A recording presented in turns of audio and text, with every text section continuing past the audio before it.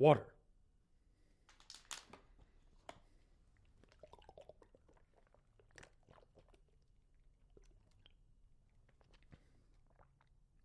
Ta-da! Just like Percy Jackson, I'm also a growing boy who has a affliction. No, what is the word? Obsession? No, it's like a affinity for water. That's my bit, and I'm talking about Percy Jackson today because today we're talking a little bit about The Lightning Thief, the Percy Jackson musical. Because our guest today on the show is Rob Rokicki. Rob Rokicki is the composer and lyricist of The Lightning Thief, Percy Jackson musical, which you may have seen on Broadway back in 2019 and off Broadway before that, and maybe even done The Lightning Thief because it's available for licensing now. But most recently, there was a production in the West End, and we are promoting today the original London cast recording of The Lightning Thief, the Percy Jackson musical, which is also touring in the UK right now. And we had such a thrill talking to Rob because this musical has gone through such an unconventional path. Like, it started as a TYA production that was supposed to just be an hour and 10-minute, 70-minute version of the show, which then was nominated for the Lucille Lortel Awards, and then moved on further and further and became bigger and bigger and bigger to the point where it became a fully developed show, and then wound up transferring to Broadway and doing a national tour and going to the West End and all of these things that Rob will tell you he couldn't have seen coming himself, which is really fascinating. But on top of it, Rob has written a slew of original musicals and works at MTI Theatricals, where he works on some of your favorite junior versions of shows. So we get to talking to him about the new Drowsy Chaperone Junior and How to Train Your Dragon Junior and a bunch of the junior versions that you may have done when you were a kid, because I did many of them when I was a kid. So we get to talking about that, which was awesome. And we loved this episode with Rob because I think something that we have never talked to anyone about before was orchestrations, because he's the co-orchestrator on the album as well, which is awesome. So we get to talking about how interesting it is to decide when, what, and how to incorporate the larger scheme of your band to fulfill the what the composer wants, right? It's a little bit wordy way of just saying that he orchestrated the piece, and it was interesting to talk to him about how he decided to pick which guitar lick would come in when, and how many instruments he was able to have within the band and whatnot. So I loved talking to him about that, and he's been in the industry along with some of his peers like Adam Guan, who we talked to, and Joe Iconis, who we talked to, and he's worked with plenty. And also we get to talking about BMI, which we talked to with Brett Bowles about, because Rob was a part of BMI Lehman Engel workshop, I believe it's called, because he was a student there for 2 years and learned so much. So I get to talk to him about that. And for all you budding musical theater composers and lyricists out there, BMI is, the premier program. So many people, Aarons and Flaherty, met each other there. I mean, like, it is a huge program. So I'm glad that we got the chance to expand upon it some and also discuss, loads of things with someone who I think wrote a musical that means so much to people. The Lightning Thief, I know, means so much to so many. And honestly, Percy Jackson means a lot to me as well. And I think that it's only gained more of an audience because of the new TV show that's on Disney. So on Disney Plus. So yeah, we get to talking to him all about that. It was a wonderful episode. Rob's fantastic, and I love talking to him about all things musical theater and The Lightning Thief, the Percy Jackson musical. You can now stream the West End, the original London cast recording of The Lightning Thief, the Percy Jackson musical. And now, without further ado, let's talk about Rob Rokicki's I Want to Be Like You.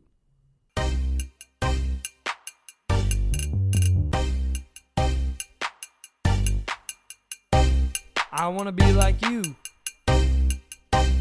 I want to be like you. I want to be like you. I want to be like you, Welcome to another episode of I Want to Be Like You with Elbi Cespedes. I want to introduce everyone to Rob Rokicki. Thank you so much for doing this. I'm so glad this worked out. So I didn't see The Lightning Thief when it was on Broadway or at the Lotel, but I knew about it because everyone knew about it, and I knew Good Kid, and so this is a treat, and I'm looking forward to it. And I'm looking forward to chatting with you about it. But we start the podcast with the same question every time, and it is, who is your I Want to Be Like You when you were a kid? Oh, when I was like a little kid. Mm-hmm. Honestly, there was a guy named Mark Hariff, who's unfortunately no longer with us, but he was my next door neighbor, and he was in theater and was like, did the shows, and I thought, oh, that kid is cool. I want to be like him. Yeah. And then I did my first play in elementary school. Oh, that's funny. And I got the bug, literally. The show was called Going Buggy, so there's... Oh, there you go. I got to do it with Mark, and it was from then on out. I was like, oh, truly in first grade. How much older was he then? It was like 2 grades older than me. Oh, yeah. So just enough. Just enough when you're in first grade, you're like, that's the cool kid. Yeah. I had that with a bunch of, I think, like, cousins of mine where, like, now we're 6 years apart, and it feels like not that much apart. But at the time, huge. Yeah. Like, the big kids are cool. They're doing theater. Right. Which... who knows? Right. What was the first musical you did? Well, that was what it was called, Going Buggy. Yeah. Okay. But then in high school, I did like Brigadoon, I think was the first one. That was like that. I think I had like 2 lines. An Eye for an Eye was in my big line in Fiddler. Yeah, so those. And then I wrote my first play. Also, another I Want to Be Like You moment was my friend Chad, who wrote a play in high school. Yeah. And I was like, wait, you can write a play? You can write it with like songs and hire all your friends and do that? And I'm like, okay, I want to do that. So my senior year, I wrote a play and I had all my friends in it. And then I randomly won a writing award down at the Denver Center of Performing Arts. Whoa. I had professional actors read my work, and I'm like, oh, well, now. Yeah, right. Now I want to do both these things. Right, and right. I did. I can't believe that. I kind of figured it out when I was in high school that I wanted to write and perform. Well, did you see a lot of theater in Denver? I did. My parents, like, it's funny, they're like super classical music nerds. So like I grew up like in the car, like, well, what's the name of that composer? And it's like Shostakovich or something. And I only wanted to like listen to rock music. Right. But I was exposed to a lot of really cool art when I was a kid. I went to see opera when I was a kid at the Met, and that blew my mind. Oh, nice. And then any musicals that were in town, they would take me to. And my grandparents were singers. Oh, cool. So they did some musicals, and I kind of would sneak in to my piano lessons, like vocal selections. Nice. That's one of the reasons I kind of learned how to play. Oh, really? Piano, because I was bored with learning Clementi or whatever. I was like, I want to learn chess. So, yeah, we'll see. Like Joe actually experienced a similar thing where he was like learning a bunch of classical music stuff, and then he was like riffing on it. And that's funny. That seems very similar to Joe Gunnison. But my parents were like, you can't swing the Moonlight Sonata, and I'm like, but it's fun. Yeah, right. Check it out. It's fun. Yeah.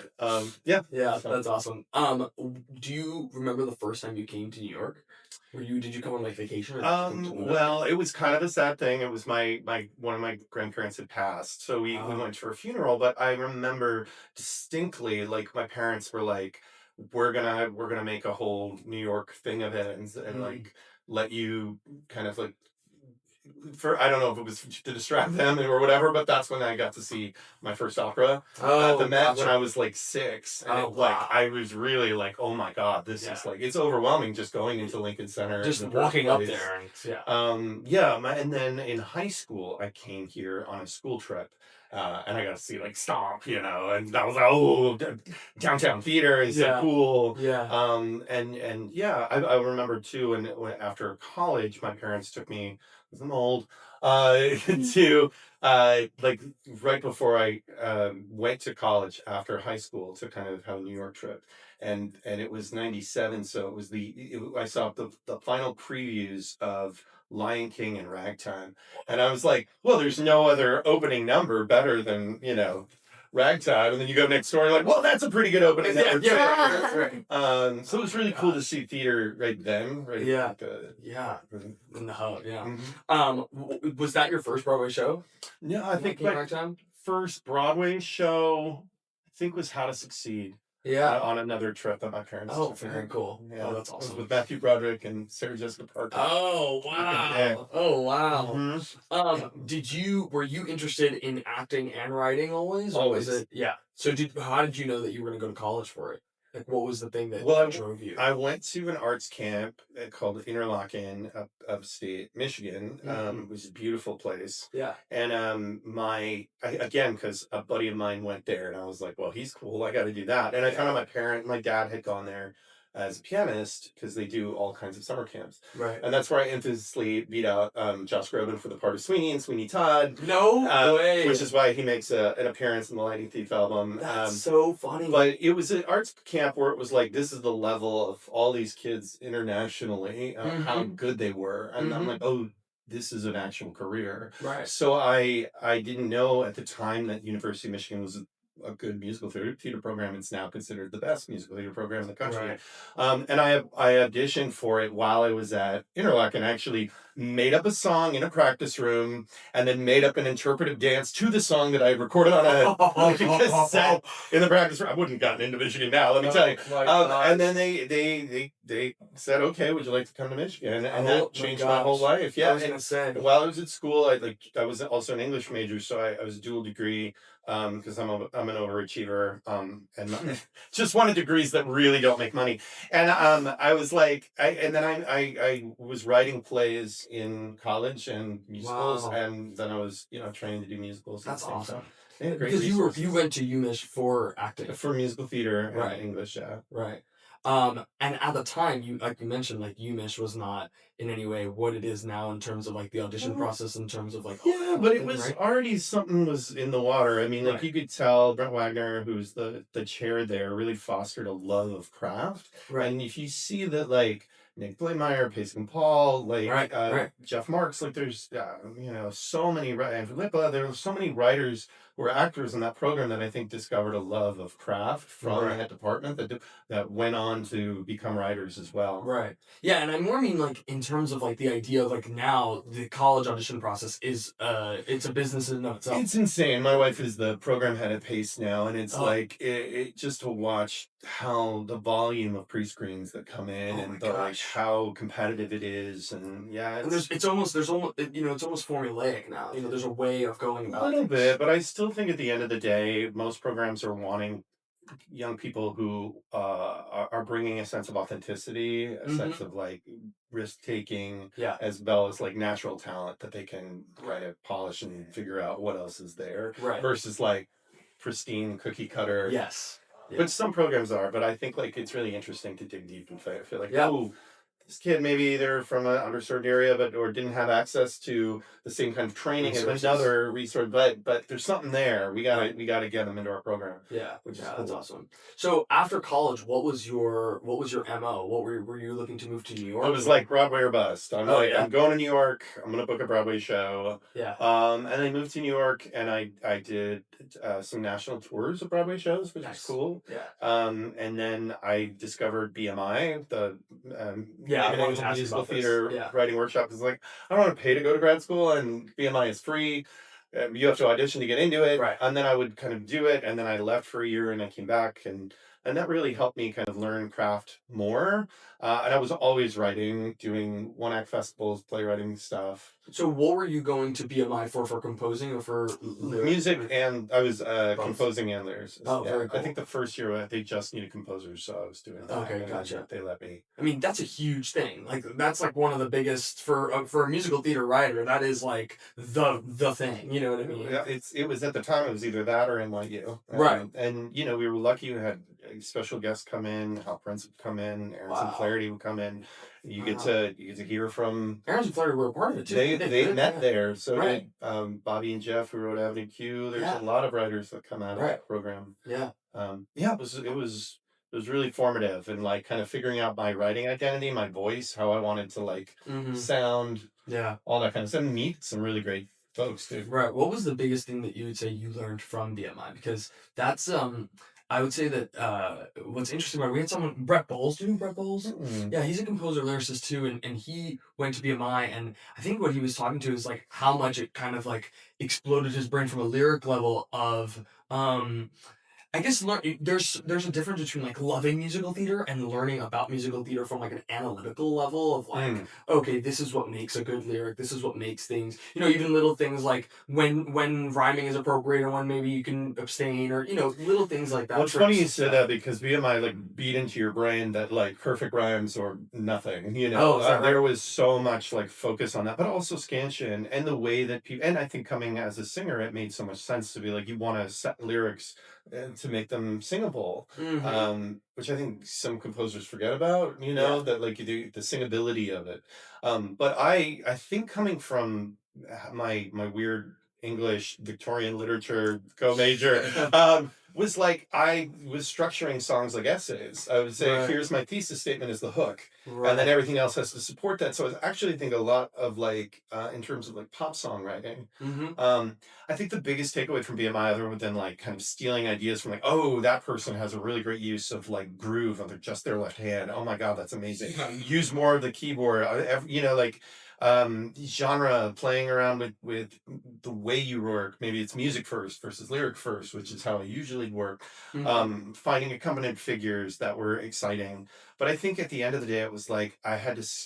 It was good that I broke away from them, because I think you were trying to please mommy and daddy of like what their tastes were, and I think at some point you have to say this is what my identity is and the things Right. that I respond to. Right. So like, yes, I appreciate the criticism, I appreciate learning, but then it's like you have to go on your own and kind of figure out. Right. Take what you can take, what the helps, and then and then go off and figure it foundation. out. I was gonna ask you, how much do you think that you're in terms of in terms of making music singable? How much do you find that your acting background has informed that? And I asked Adam on this too. Is like, Oh, especially because there's sometimes where I look at things and I'm like, oh, this just doesn't sit in like a comfortable place, or like maybe your button note is on a vowel that isn't necessarily as I think a lot about those things, and I Yeah. know Adam does too. Adam is such a stickler for craft. Like all of his songs are like well made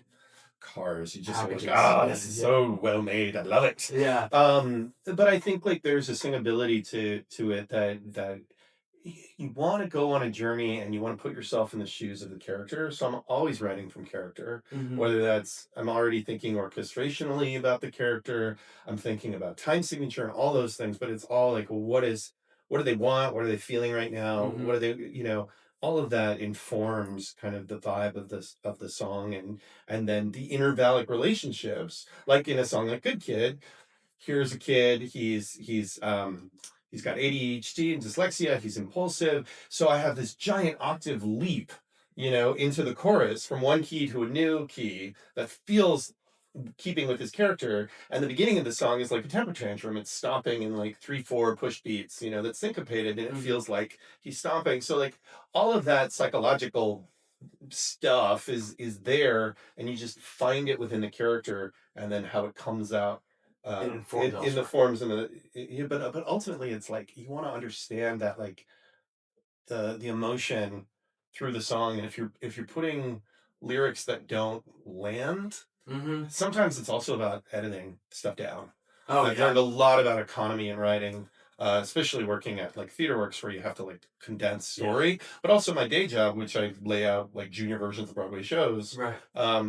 And you learn a lot about like what's the essence of story writing, and so a lot of times that means like maybe less words to get what you need across. Oh, that's interesting. In terms of the lyric, what is the most important thing here? Right. of what Well, you're how trying to much do say. you, in terms of like you mentioned BMI, instilling the perfect rhyme thing, like how much of that is something that you think about now, or do you think it's like become habitual in a certain way because of it? I think it was something I actually had to break. There was like Oh, one yeah. or two moments where I'm like, this doesn't feel honest to keep this rhyme. I could do this perfect rhyme. I could find another couplet that would make it work. But honestly, leaving it like non-rhymed or just like as a phrase that dangles, there's something about it that was like, oh, that hits me more emotionally. So I think like, I think it's important to have a foundation of craft and know when you want to break the rules or not. And Right. genre dictates that a lot too. I mean, if I'm writing in a pop style, I don't think there's any imperfect rhymes in Lightning Thief, but every now and then, you've tweak it a little. Right. I think Adjust it. centaur and mentor, but they're in like a New York accent, so it sort of Yeah. works. Yeah. Like things like that, it's helpful, but then yeah, it's like when do you break it? Because I love lyricists like Ben Folds. I think he's a Oh, yeah. wonderful lyricist. Yeah. Not all his lyrics rhyme, but Right. they impact you emotionally, and that's to me more important at the end of the day. Right. Well, in talking about pop formula, it's like, how much do you, because there's the pop sensibility and style, and then there's the pop literal format in Mhm. terms of the ABA format, and you're thinking about the verse, pre-chorus, chorus, etc. Which do you lean more toward in the sense that, like, your songs may have a pop sensibility, but do you feel the need to still live in that?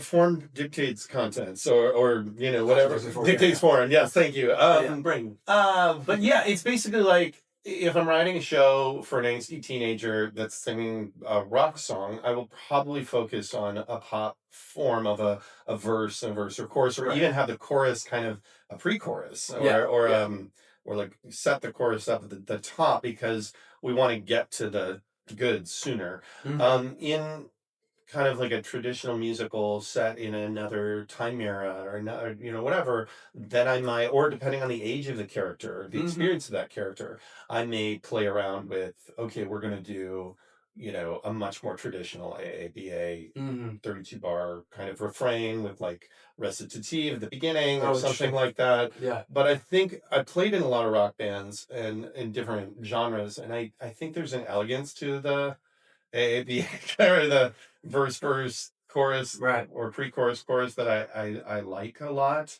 Right. There's an immediacy to it that I Right. find attractive. Yeah. Um, Yeah, that makes sense. Yeah. And it's funny because it's not like that's the case in like that could be the case in one song, but not the case in an opening number, or yeah, and I mean, it like varies. you look at like the Cusa rather in Yeah.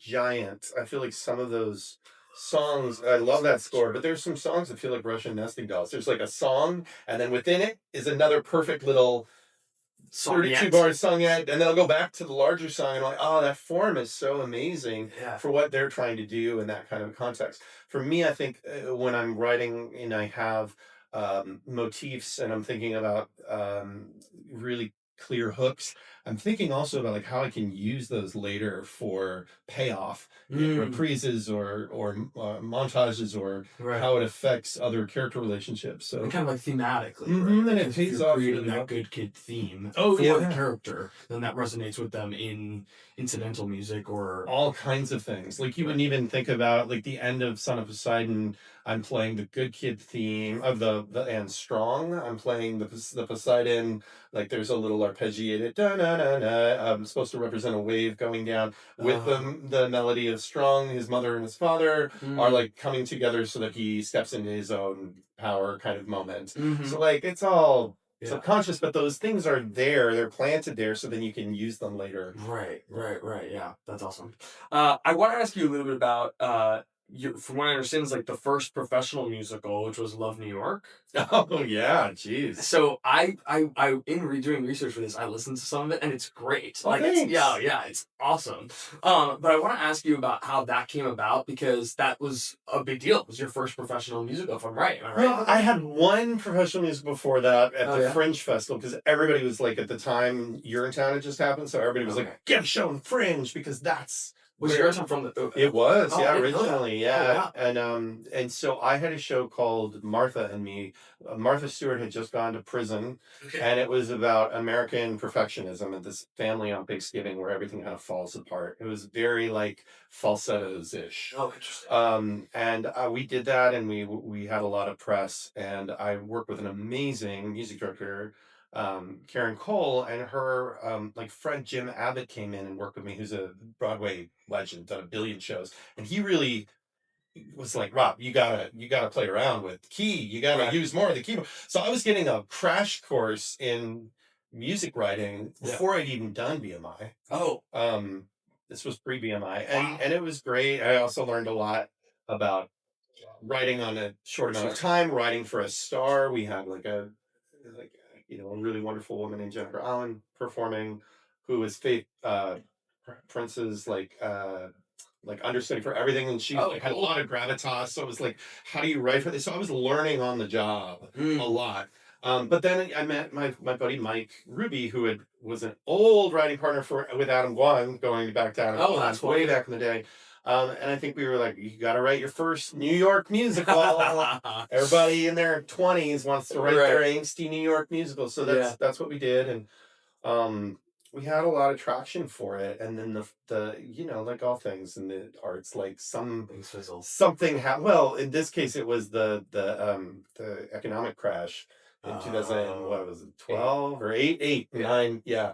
So we had a big presentation with like all these stars, and then our producers like pulled out, which has been like unfortunate, but not uncommon. Not uncommon. It happens to me quite a few times. It happens to a lot of people. Yeah, it's unfortunately common practice. Yeah. for musicals to do a lot of that. So it you know, Mike and I worked on a lot of other projects after that, but it taught me a lot, and it had another life at a different Fringe Festival in DC, and did very, very well there. Very cool. So yeah. And was it? Am I right in saying that Love New York though was at New World Stages? Is that right? Yeah. That's awesome. Yeah, that's super cool, and that feels like it attracts its own commercial audience. You know? It did, and I again, like if we had just been able to, you know, get them on board and whatever. Yeah. But yeah, it was an incredible cast. But that Martha Mead, is that what you used to submit to BMI?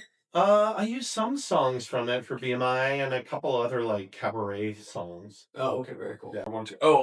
I in talking about Love New York, just as a little quick aside, I listened to the song Sugar Mama that Monty did, and it was so freaking rad. It was awesome. Oh yeah, it was awesome, and she killed it. She was awesome too. Yeah. You can find there's like a performance of it on YouTube. It's at some concert or something that you get. Yeah, I wrote it about we wanted something kind of raunchy and fun it was great working with artists. Like when you're young, you don't know, like you just like, oh, that person's interesting. Yeah, you know, Alex Brightman was in the first reading of that, reading Love New York, and Nick Blamire. There was a couple people like Krista Rodriguez too, right? Yeah, but those were all friends that I knew from like either NYU or wherever.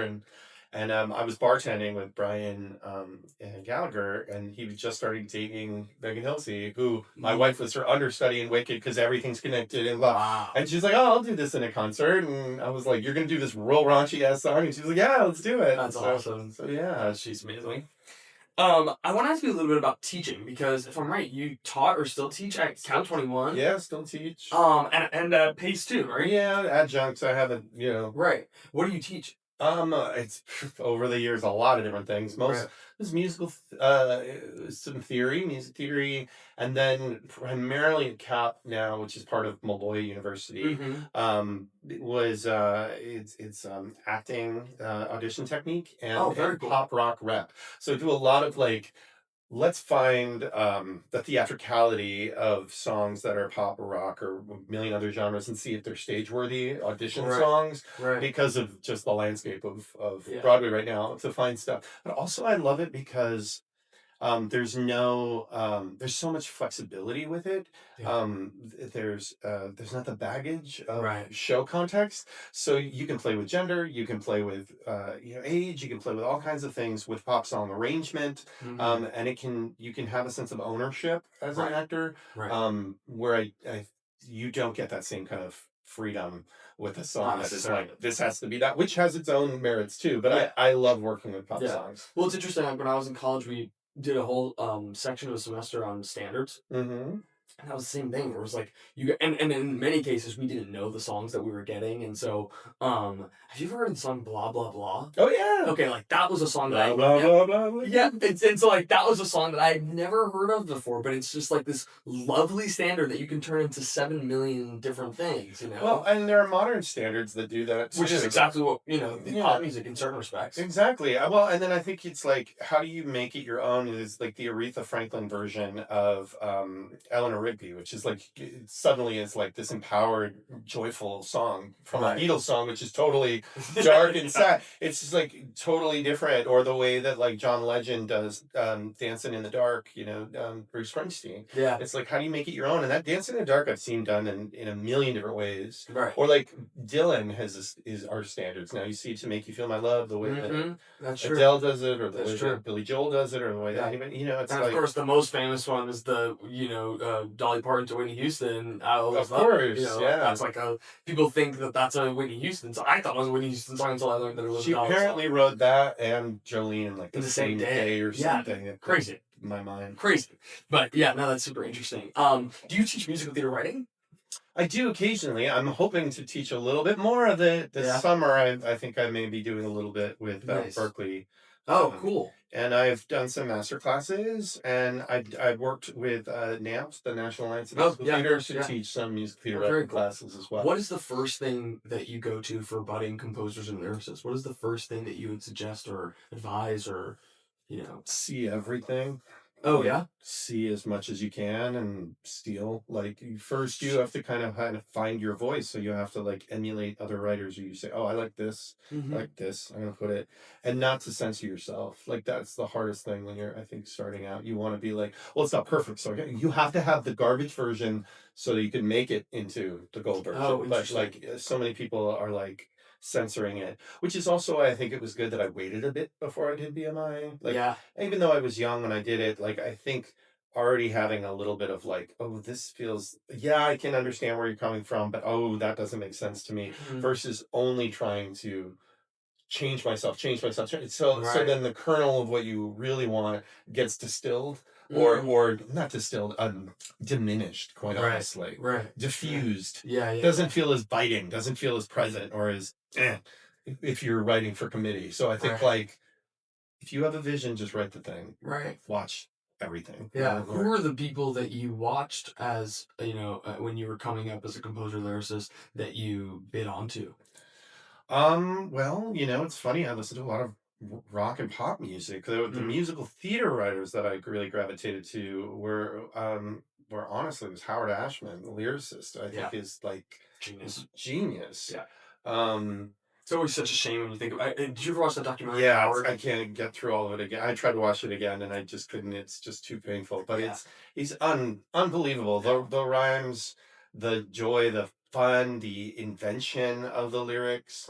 And just the way he saw through character in this like incredibly clear. I mean, if you look at like the wild world of like The Little Mermaid versus Little Shop of Horrors, it's so he was genius. Such a shame.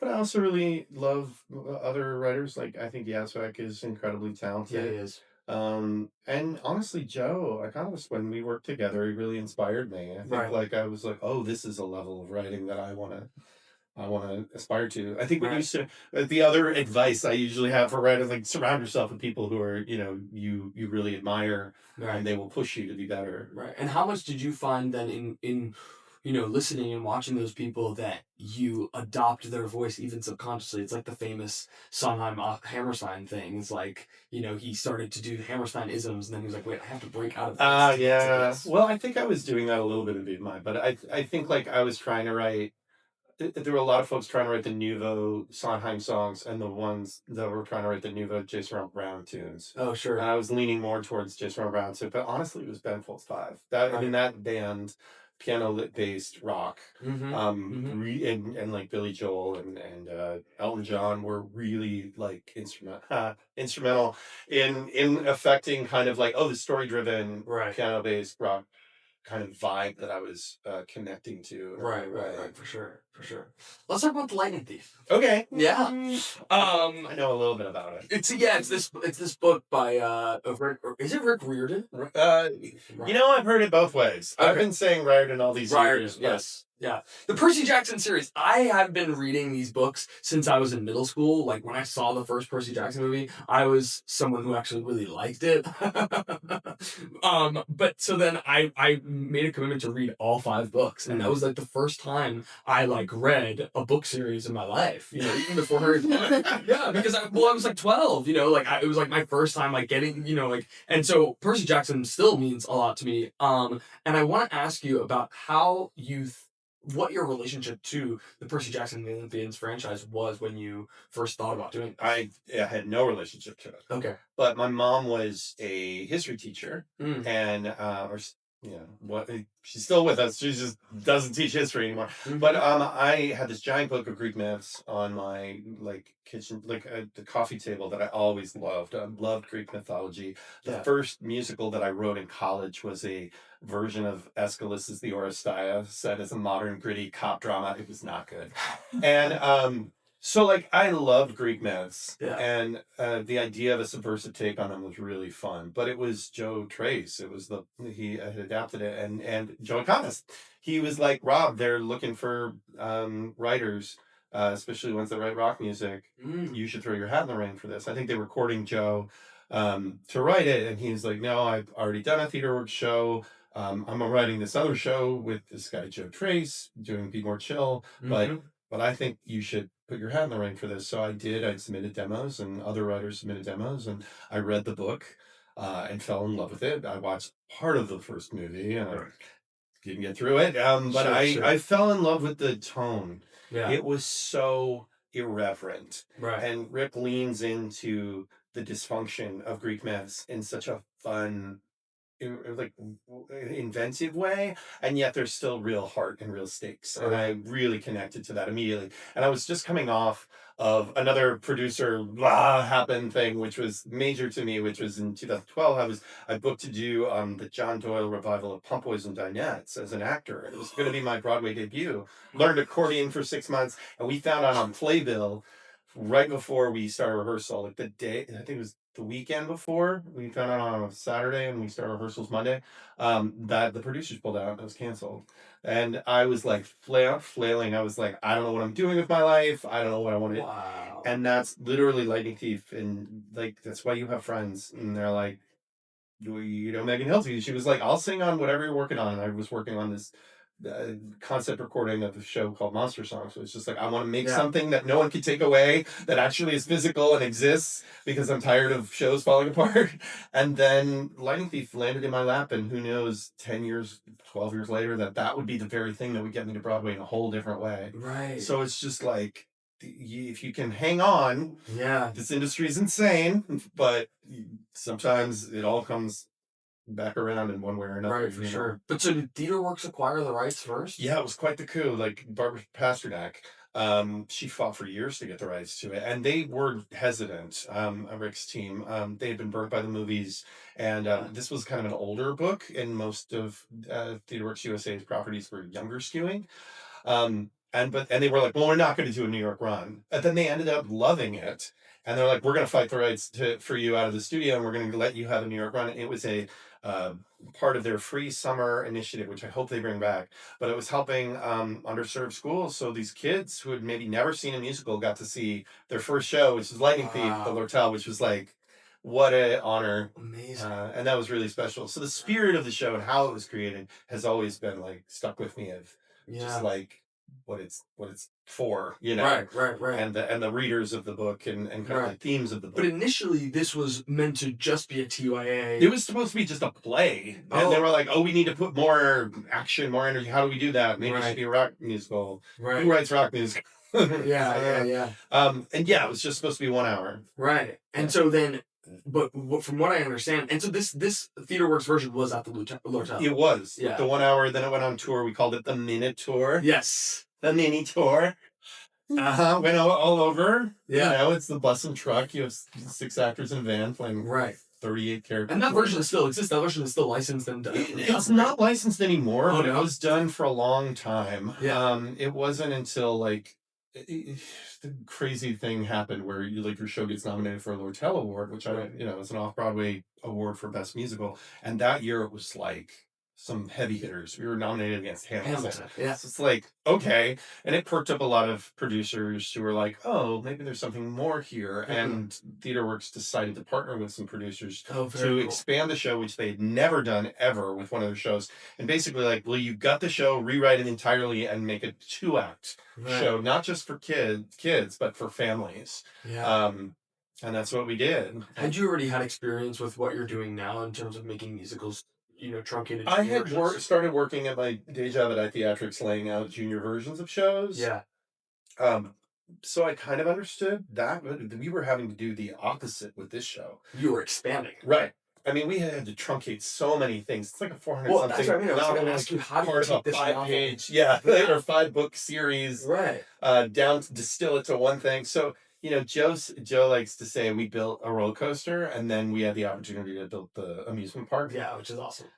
So then, we added a lot of things that we had wanted to add back in, but most of it wasn't just adding plot. It was about, can we add more depth to the characters, raise the stakes more? Right. And that's where all the songs that now people associate with the show came from. Like Good Kid was part of the rewrite. That was in the 2-act version. So was My Grand Plan, like those kinds of songs, DOA. Right. And so then when you expanded this into a full-fledged musical, where did it go after? It went back to the hotel. Which I was like, this is cool. Yeah. And then we got nominated for much more things. Yeah, It was wild. And yeah, that to me was my favorite, like, kind of journey of the show, because it felt like, oh, for the first time I have a show and it's playing in New York. It was like such a huge win for me. Right. Well, did you feel like people going into it, because Percy Jackson is not quite as big as like those, because of the movie, is not as big as like Twilight and Harry Potter and Hunger Games, but it does have its niche fan base that clearly, now that the TV show is out, is like all huge. over. It's It's global. even bigger. Yeah. But did you feel that the appetite was there for the show?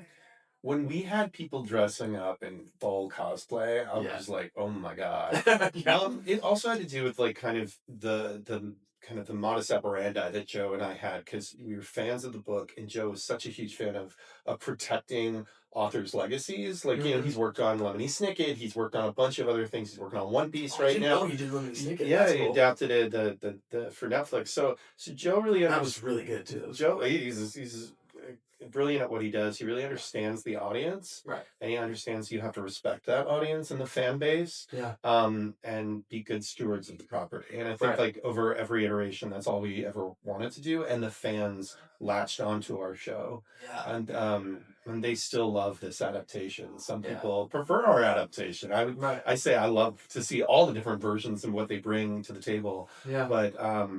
But I'm really proud of this one, and how the fans and Rick have responded so well to it. Well, that's what I was going to ask you, is how much did Rick embrace the whole thing? Rick stayed away. Like, he was like, I'm writing these books, I want to keep the characters in my head the way I see them, so I don't want to be influenced at all with seeing your show.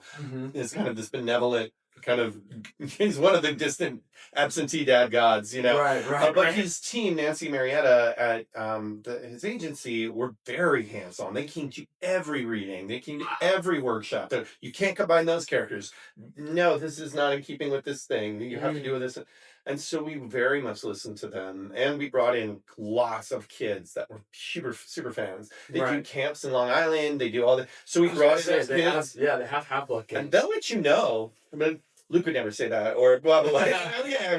And what were they responding to? And then build from there. So it was very much like grassroots, building the show piece by piece. Totally. And so I imagine that you could have never anticipated the Broadway run that you were gonna have after. Every time the show has closed, we're like, well, that was great. Yay, we did the thing. Now we're gonna rip it apart and make a 2-act version. Okay, now it's done. Yay. But wait a minute, they want to do a national tour? Okay, let's make it bigger and add things and change it. Oh wait, theaters open, they want to bring the tour to Broadway for a limited run. Okay, wait, now we get to do a London version and do all different things with it. Like, okay, like it's always been because the desire from the fan base or wherever has like said, we want this. We were not like, it was never feeling like we had to do a lot of heavy lifting or forcing things. When you're writing something original, which I've done many times, it's like you're trying to get down on those doors. No, but it's really cool. You got to check it out. The luxury of having such a rabid fan base who embraced it was very helpful. Of course. For that, yeah. And how was the reception during the Broadway run? It was really interesting. From the Broadway community, it was kind of like meh. They were like, how dare you be an affront to Broadway with your genre of fantasy and lighthearted fun. And there's no, I want to see a spectacle for my money, which they'll allow in a play, but not on Broadway. Yet the fans were losing their minds. We had people just around the stage door night after night, kids of all ages and all demographics. There was this one guy who was like in 85 who was in the front row every night. I'm like, dude, do you have a family? Are you a grandparent? Did you read the books? He's like, no, I just love this. I'm a lighting designer. I've been doing this for 4 years. I just love this show. I'm like, okay. But we also tiered the tickets so that they were affordable. And I think like the spirit of accessibility with this show has always been, I think, a hallmark of its strength. And whether or not the elite whatevers that, you know, the powers that be like it or not. Never forget my American Theater Wing, like, welcome, happy opening night. They spelled lightning and thief wrong on my card. And I was like, I see how this is going to go. Well, and I also see how, like, Be More Chill was kind of done with Joe mentioned they're very similar. Yeah, and you know, I think that's why we also bonded so closely, because we care about genre and we care about good craft and storytelling. And a show can be joyful.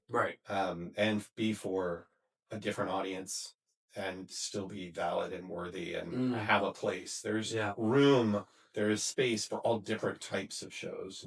And so I think, like, you know, there was some hesitation on the part of, like, I say, like, our director and stuff, like, do you really want to move it? Do you really want to move it? I was like, yes, our show deserves to be on that stage as much as anything else. Well, why wouldn't you want to move it? Well, just because you're like, well, we're a critical darling right now. Everybody loves us because we're off Broadway. So you should go to Broadway with one more seat. There's a paradigm shift of what we're expecting. We're expecting money. We're expecting spectacle. We're expecting Moulin Rouge. We're expecting that kind of thing. And you know, and I was like, no, because it'll also help us get it licensed. And not just financially for me, but also because of the hundreds of thousands of kids. Now we are one of the top 25 most licensed musical in the world, which is crazy. Yeah, it's crazy. And I've seen productions in Dubai, Japan, Germany. They just translated it for a production happening in Brazil in Portuguese. Like, the worldwide reach. I mean, that especially is so. But and it probably wouldn't have happened if we hadn't taken that leap and done Broadway as well for the visibility of it and getting it licensed.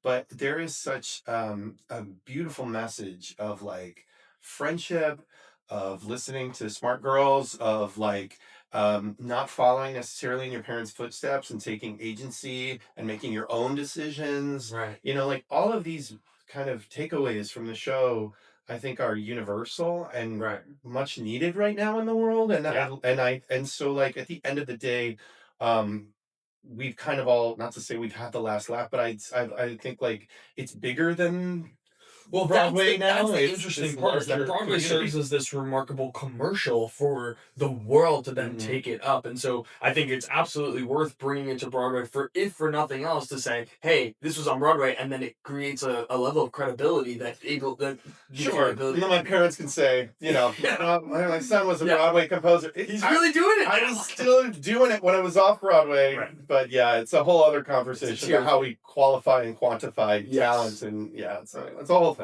But yeah, I'm very glad it was there. And you know, it was also crazy was I walked into the Longacre, and I used to bartend at that theater. No way. And Jaylyn, who was playing Sally in the show, she used to usher in that theater. Wow. And so when we walked in, I was just like, we are not taking this for granted 1 second. We are so lucky to have been able to go, you know, see this all happen in this kind of 360 experience. So it was wonderful to have that happen. I want to ask you a little bit about the orchestrations, because you're also co-orchestrator on this. Right? So on the Broadway album and the West End album, right?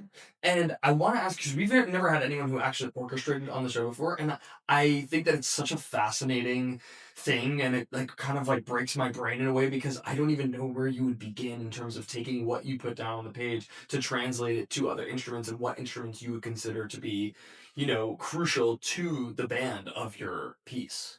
Well, I work with an amazing co-orchestrator named Wiley DeWeese, who's kind of a musical genius, and we would tag team on songs. I would work on a draft, and he'd come and kind of polish it a little, or some songs I just did on my own, and he would do on his own, and then we kind of get each other notes. But I think, like, playing in rock bands and wanting a show that was like a scrappy rock show, I kind of knew what the vibe was for this, and, like, what I could get out of it, and then, like, what needed a little bit of elevation. Mm. And it was a little bit of trial and error. It was a little bit of jamming with my friends and like Right. figuring things out. And I honestly, I wrote the songs on both piano and guitar. So a lot of the guitar lines came out of figuring out what the song was on guitar. I wrote Percy's on electric guitar because that feels like his energy. I wrote Annabette's on piano because she feels Right. analytical and notey and Right. mostly on Right. a Rhodes keyboard sound because Oh, it kind of cool. sounds like a computer, Right. you know, and Grover on an acoustic guitar. Yeah. And so those songs have the spirit of those instruments Mhm. because it fits with the character. Right. But orchestration ideas come out of character as well. Like we talk about Good Kid, you know, I talk about the intervallic relationship because of that big leap, because that's going with his character, or the rhythm thing. But then there's also little things where like I love Bruce Springsteen. There's something about New Jersey rock bands, whether that's like you know, Bon Jovi or My Chemical Romance. These guys, it's like the working class kind of folks, or at least like everyday type stories of like just trying to get through. And I think there is this like optimism against all odds in so much of Bruce Springsteen's stuff, where you hear the glockenspiel like in Born to Run, those little bells. So I was like, oh, I'm stealing that idea. So in Good Kid, during the chorus, you hear that little like that. It's totally to represent like hope through adversity, just because I think, you know, subconsciously, whatever, I love that texture. Right. And then, you know, you're writing a scrappy rock song, so you're thinking, okay, what's an organ gonna do? What's the Leslie Road, and when's it gonna vibrate? And then like guitar slides, what is the tone of the guitar? Because I had two different guitars in that song, so it was like one wants to be. I think we may have detuned the low E for a while, and then we tried it different ways. We played the bass with fifths, so it felt kind of grungy and nasty. Yeah. You know, so you steal from all your influences. Your influences. You're like, you would have never assumed that like I was listening to a lot of Soundgarden while I wrote Lightning Thief, because it's not that kind of a show. Sure. But I was, you know, Yeah, it's yeah, like yeah. what guitar tunes and things. Well, it's also like that. interesting that even if you do have those ideas, like these guitar slides or things like that, to integrate them and be like, okay, actually, if I integrate the bass fifths here and the guitar slides there, they actually work in coalition to create something. Yeah, and you know, I took drum lessons. I took even more drum lessons over the pandemic to try to figure out how to be a better drummer and write better drum parts. And then again, it's like you steal up from ideas that you're like, oh, that groove. What is it? What is that groove doing to me that I love so much? How can I emulate something similar to it? Yes. In this section, Right. you know, or listen like for DOA. I think I listened to like 30 different like soul albums, or like what groove is the most fun for like that kind of like soul, you know, a lot of Motown. Like what is it? What's the groove that I'm going for? Right. And we asked Adam Guan this too, is like, how did you decide when you had your Broadway run, how did you decide what you wanted to keep in the album and what you didn't? And you know, how sparing were you when it came to it? Talked to Center Stage and Broadway Records about that. They were really generous. Van Dien was incredibly generous about letting us keep a lot of the material. Nice. Especially from off Broadway. Yeah. And then in even more so for the UK cast recording. Right. I think it was about like, for me, I love listening to like the little scenelets and the dialogue and things, because it's such an immersive thing. Like, you know, listening to that original Les Mis, you like imagine it in your head as a kid. And you're like, oh my gosh, Jafar, don't do it. Jump off the bridge. Especially if you've not seen it, but you can see it. See it, yeah. I have to say, seeing Les Mis in person was a bit of a letdown from the like 13-year-old Les Mis that was in my brain. That was so good. Right.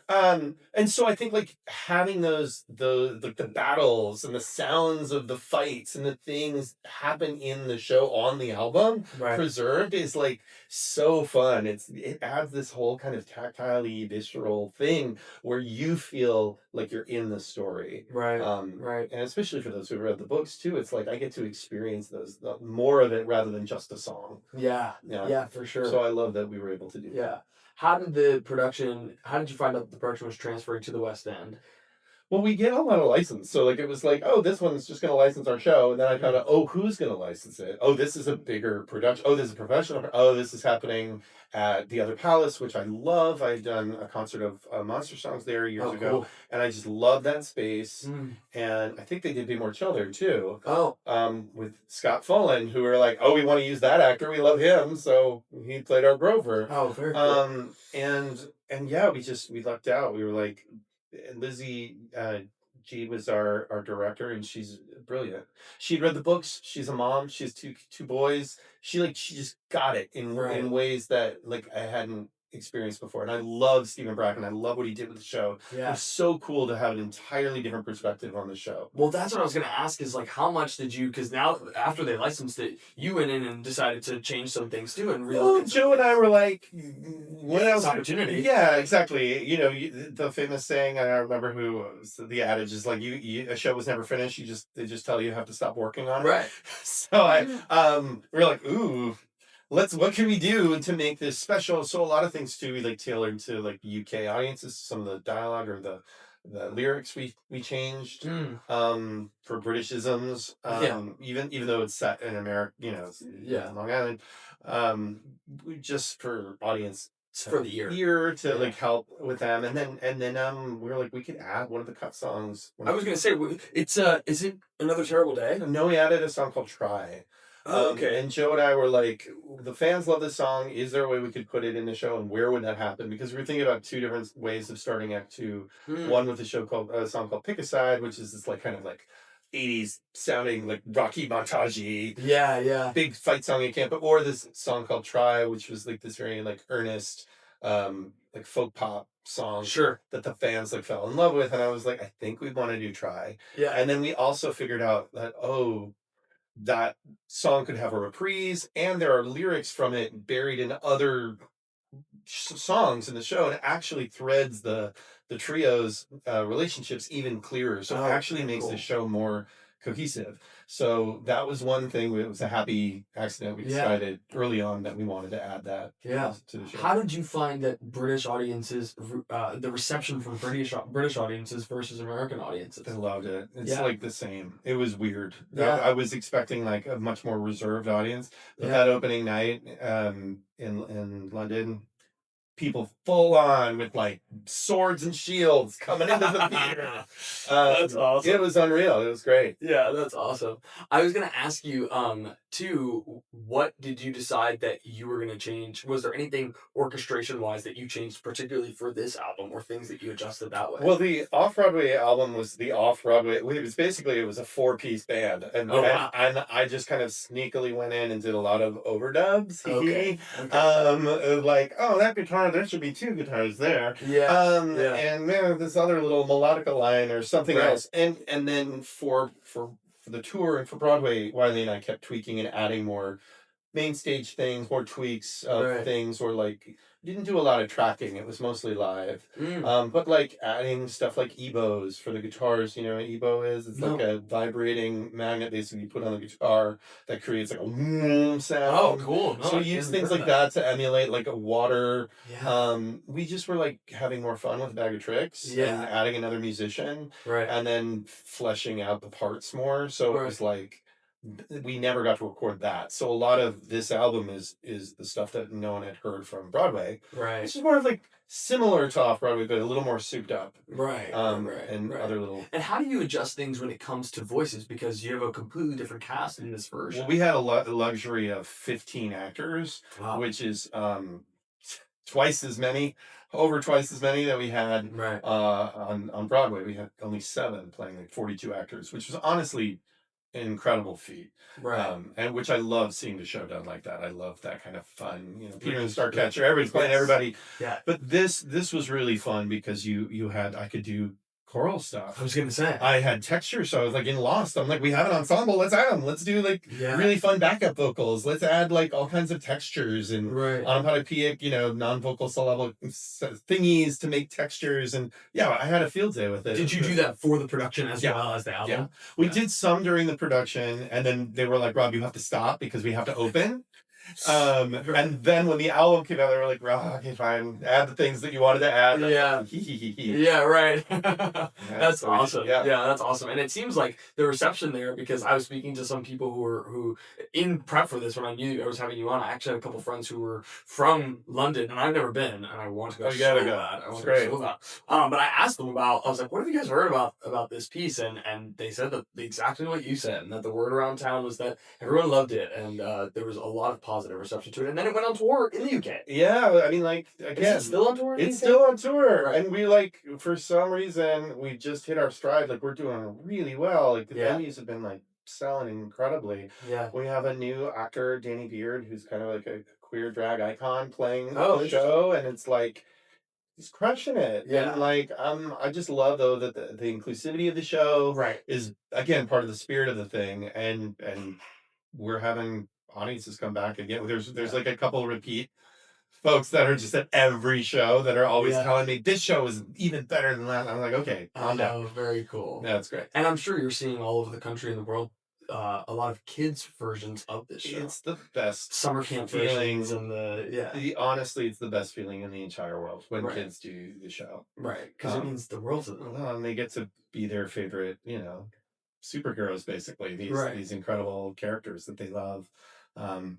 Yeah, that is it all came like full circle when I went back to Interlochen a couple years ago, and the Yeah. kids in the high school were doing Oh, Lighting that's Thief, so and I was cool. like where I fell in Went love with to musical camp. theater. Yeah, it was a whole Oh, that's so it was cool. really special. That's awesome.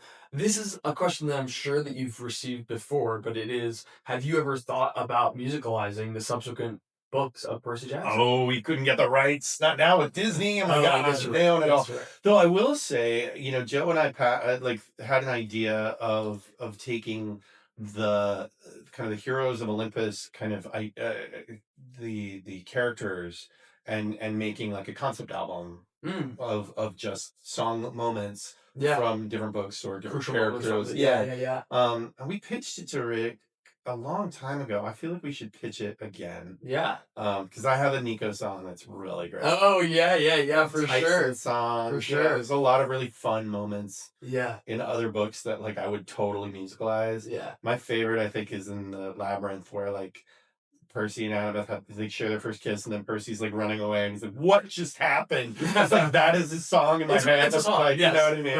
Right. Yeah, totally. Yeah, I love that. So we have a couple of traditions on the podcast that we always have our guests do, and one of them is Mount Rushmore musicals. I'm going to ask you for your top 5 Mount Rushmore musicals, and people always eat this up. There's a lot of opinions online about your Mount Rushmore musicals, but it's something that's personal to you, not like an educational Mount Rushmore. Oh man. Okay. Well, Hedwig and the Angry Inch. Mm. That's got to be up there. Mhm. The Who's Tommy. Yeah.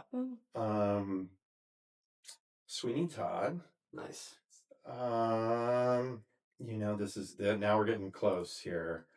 I love this show. It's called Candide. Of course. Oh, Yeah. It's one of those beautifully orchestrated shows. Somebody's gonna fix that book. It's gonna be great. Which I actually don't really know it all that well, but I know of it. Gorgeous. Bernstein at his best. Yeah. All right, now this is close here. This last one, it's probably Little Shop. Ooh. Because I think genre wise, but it's gonna be between that and Passing Strange. I love Passing I Strange. don't know Passing. I know of it, but I don't know it. So very good. well at all. But yeah. Yeah, I love it. I'll take it. Yeah, that was a super niche. That was a super niche Mount Rushmore. So I'll see people Very talk about that. eclectic. Yeah, Very right. eclectic. And then another tradition that we have on the pod is we ask for dream guest manifestation. We're gonna ask you to manifest a dream guest for us to be sitting in this chair, and it can be anyone living. We've gotten the likes of like Carol Burnett to like Jonathan Groff and all over. Well, I love my friend Preston, Max Allen. Oh yeah. Preston and I worked on a musical for years. I think he's a genius as well. Very funny, really brilliant songwriter as well. Very cool. As I know the name. had a show called Caroline that just played. Oh Broadway. yeah. Oh yeah. I did with oh my gosh, I'm blanking on her name right now. Chloe Grace Moretz. Yeah. Have on. Oh yeah, Preston. I missed that show. I would love to see it though. That's very cool. Okay, Yeah. cool. We'll take it. I love it. And then I wanted to ask you a little bit about Breathe. Oh. Because that was such a cool little project that had like everyone involved in it. And Crazy. yeah, like Kelly O'Hara and Brian Stokes Mitchell sang a song of yours. Like that's Well, they wild. sang a song that Marcy and Zena wrote, but they were in the musical that we wrote. Yes. There was 5 writing teams. Okay, gotcha. I Gotcha. brought on a former student who I just think is really smart named Rebecca Murillo. And we wrote this little mini musical, one of five. It's set in COVID. Yeah. The book writers were Jodi Picoult, who wrote like My Sister's Keeper and like a bunch of these best-selling author, Yeah. and Tim McDonald, my boss at MTI Theatricals, and kind of my mentor as well. And it was now we're in the Library of Congress as like special Yeah. mention of a show that captured a moment in time. Art is like an example of like art that did an excellent job of capturing the moment of like what we were History. going through. Yeah. This historical, like, it's wild to look back on it, but Yeah. also it was such a joy getting to work with Danae Denton and Yeah. Irvin Carbajal, and incredible guys. Yeah. And Lynn Schenkel orchestrated it, and that was really fun because we did a lot of like Mexican pop. So it's like Rebecca and I would listen to a lot of Mexican pop songs, trying to Yeah. like figure out orchestrationally what would work, and it also had to work for all the different shows, Right. what the same instruments were, and they were Right. it was these great Nashville players. Yeah. But yeah, it was a real interesting thing. We did it at 92nd Street Y, filmed it because of the middle of COVID. So it's like, how are we gonna make this? Everybody's The communication of how to write songs was tricky over Yeah, Zoom. Like I'd give a verse to Rebecca and she'd be like, I have all she's amazing with harmonies, so she'd like bring me back a bunch of different vocal harmonies. Oh, So very like we did a lot of like voice detect, and I was just like this. Yeah. She Yeah. sent me back, she's singing over it, recording to a separate phone, recording it like Yeah. and we made it work. It was wild. There was a lot of things over the pandemic that I was like, showed a kind of camaraderie and how much musical storytelling brings people together and when we need it. Right. I worked with a lot of friends in Japan actually, and did a songwriting kind of song cycle with different writing groups that I helped curate and like moderate with Telly Leon and Stafford Arima during wow, the middle very of cool. the pandemic, and that was like so Yeah. therapeutic and joyful, and getting to watch it's just creating in a time of fear of like being able to feel proactively using your brain for something joyful, and Yeah. or at And the least how to unknown. process things. Yeah. Yeah. The Yeah. unknown of like what was going to happen to theater, and what, for a long time nobody knew what the extent of it was, and we're still dealing with some of the repercussions of it. Oh So, yeah, and very people- much. Yeah. Sociologically, I was gonna say financially, financially, all the across things. the board. Mhm. Yeah, for sure. And then I want to ask you about the work you're doing with iTheatric now, because is that also the Junior Theater Festival that recently just happened? That's also you guys, right? Yeah. So how does the process go then? Because working at a children's theater, I've done many a junior version. I've directed and acted in many a junior version. And some of them are actually really, really good. I'm trying to think of like the recent. Well, we just did Into the Woods Junior. That's great. And Newsies Junior, and I'm trying to think of like a couple of riff off some of them that I'm Beauty and the Beast. Shrek. We did Shrek. Matilda was great. That version is especially great. It's great, and I think what's great about it in a lot of different ways is like if you are a teacher that doesn't have like a lot of experience, there are show kits that actually explain like this is how the casting process works, this is how to do directing notes, how do you do this, and then in terms of accessibility, it's like the keys are a little bit easier. Yes. There's more of an ensemble opportunities for solos divided. The dance breaks are truncated a bit. We just make it more manageable. Right. Accessible. But we work with the authors. Right. I mean, some of the cuts and adjustments we made, I remember for Shrek, I think Janine's story was like, yeah, we want to take that and put it in the tour. It's like, there are things in terms of economy of storytelling that really distill the show down to like, what do you really want to say with this piece? Yeah. And even in the shows that are high school versions, we've worked with, like Barry O'Keefe for Heathers. And he rewrote an entire different song that is now in the licensed version. Oh, that's I replaced the song, and I think it's a better tune. Yeah, that's interesting. And he was really receptive to it. So I think it's about like, if the authors are down are open to it, like you can get a lot out of it. And Right. apparently, I was learning some statistic today that was insane. There's a third more people that see a junior show than a Broadway show. It's like 36 million versus like 13. Yeah, so makes sense. That exposure is pretty incredible. And it's funny, like my girlfriend worked on the Disney Cruise Line for a while, and I remember saying to her and thinking to myself like, oh, for most of the people in this audience, this is their first theatrical experience Ever. Because a lot of places, especially in Middle America, do not have theater programs or do not have well-funded arts programs, so they weren't doing theater. Well, and then you get like with your show kid or Concord where Lightning Thief is, they have we have the TYA version. It comes with tracks, and those tracks, which are great, are flexible for keys. So we use them. So you have lots of different children's theater, we use them all the time. Yeah, and then if you can't afford an orchestra, they even assist you with choreography. Even it's across the board. But and also you get sheet music for a band. Right. I think a lot of people poo-poo them as like, oh well, it's not the real show or whatever. I'm like, but it's not replacing the real show, and we are working with the authors, so it is approved. I mean, Sondheim did approve the Into the Woods. Yeah.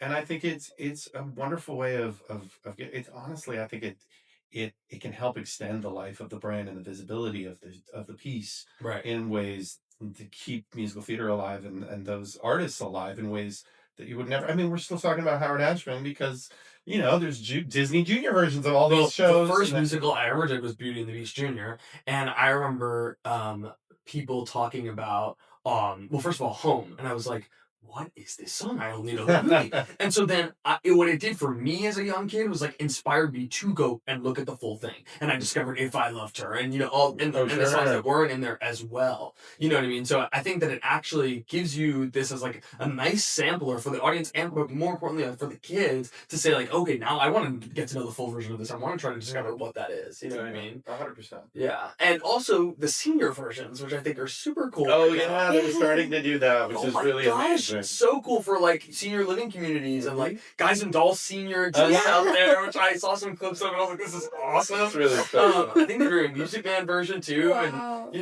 it's I think that's super cool. I want to ask you, when it comes to creating these junior versions though, who comes up with the idea of what shows to pick? Like Drowsy Chaperone is a new one. Well, I'm mostly in the layout, so I'm music director, pilots, and I do some of the stuff. I would love to do more of the adaptation side. They know that. They're always like, "Stay in your lane, Rob.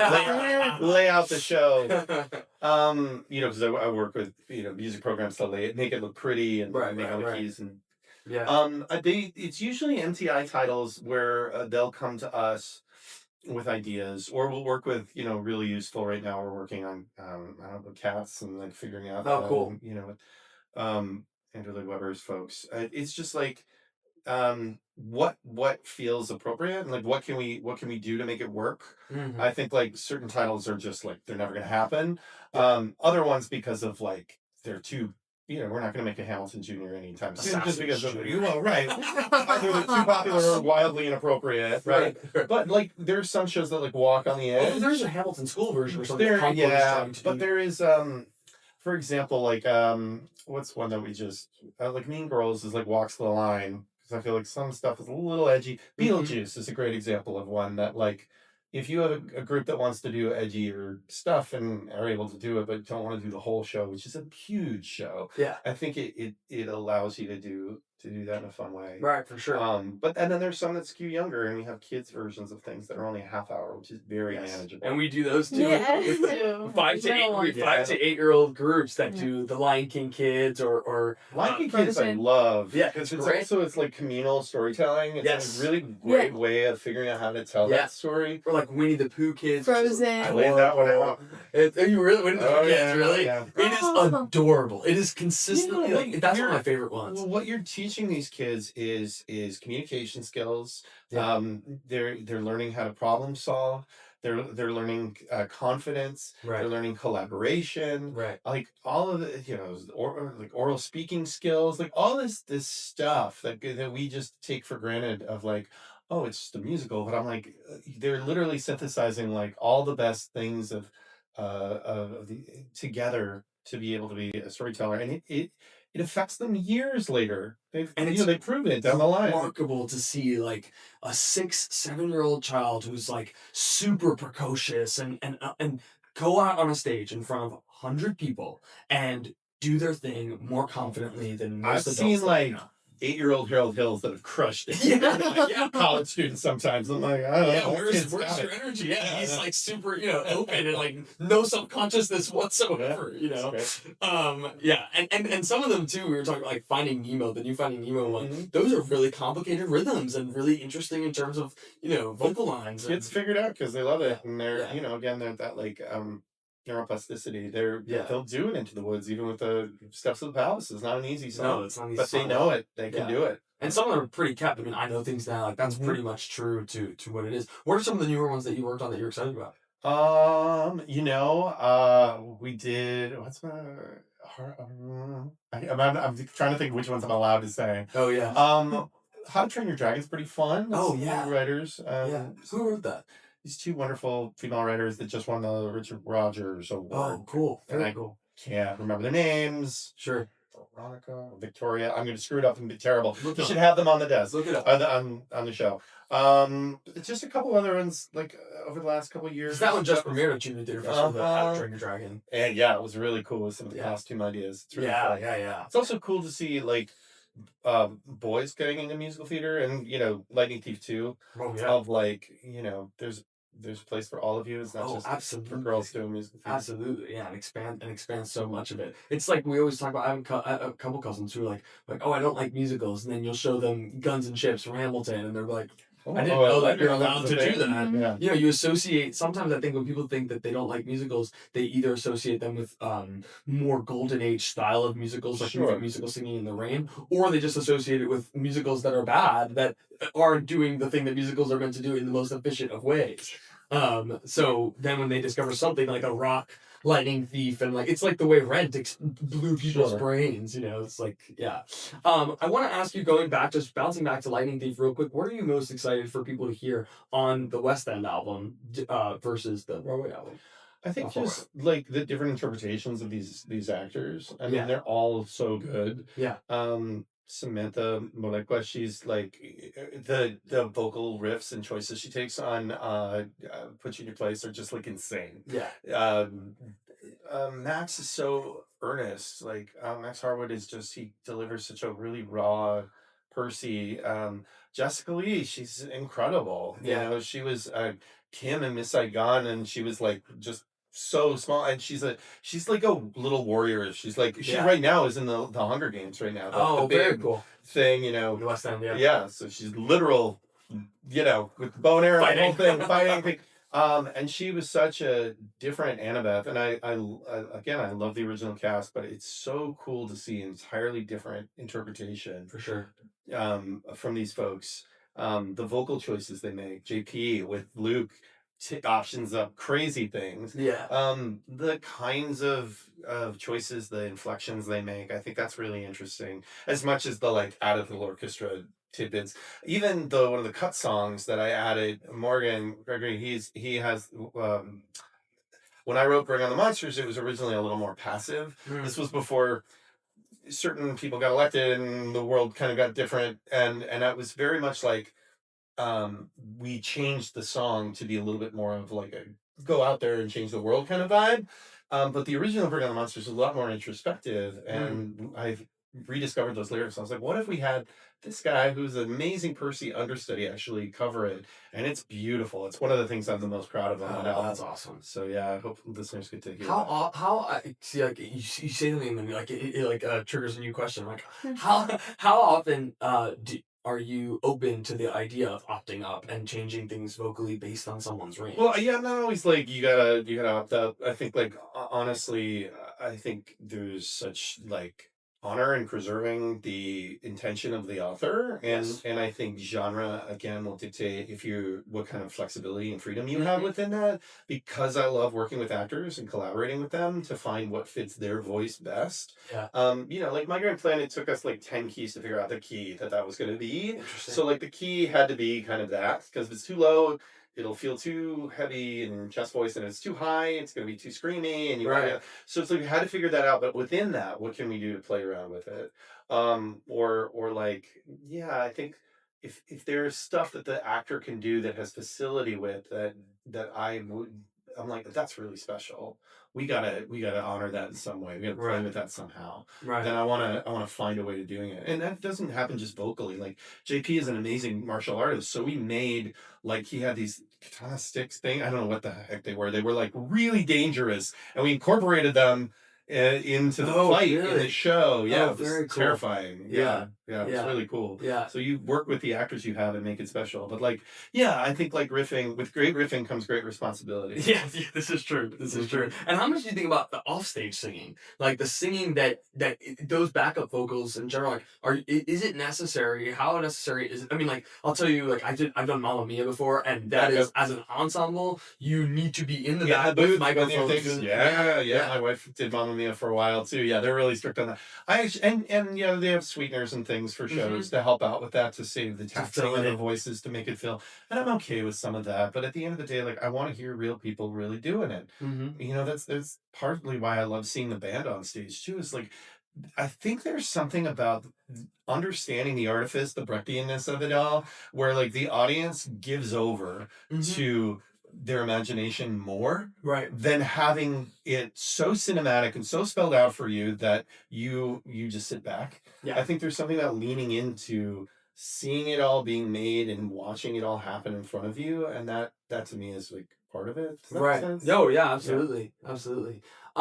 We started the podcast by asking you who was your I want to be like you when you were a kid, and we always end the podcast by asking who is your I want to be like you now. And it could be someone in your life, doesn't have to be a celebrity, it could be whoever you like. Oh my God, that's really it's a heavy question. No, I think honestly, I'm very happy being me. Yeah. Worked very hard to kind of with the imposter syndrome for a long time, or like that, you know, yeah. There are other artists that I think, oh man, I wish I had that career. Sure. But I don't really like their music or their thing or what they kind of had to do to sell out to get that, or anything. And but to each their own. Yeah. So honestly, I mean, I don't know, is that a cop-out question? No, not at all. We've gotten that answer. That's totally worthy. I think it's a great... No, it's not good enough that you're happy to be you, Rob. No, that's a great answer. Thank you so much. And thank you for doing this. And everyone go stream The Lightning Thief now. The West End version, the original London cast recording. Yeah. Thank you so much, Rob. Thank you. I Want to Be Like You with Elbi Cespedes is produced by Elbi and Angelina Cespedes. Special thanks to Christian Cespedes, Ina Cespedes, Vincenzo Salvatore Cakes, Dan Fortune, and of course, Rob Rokicki.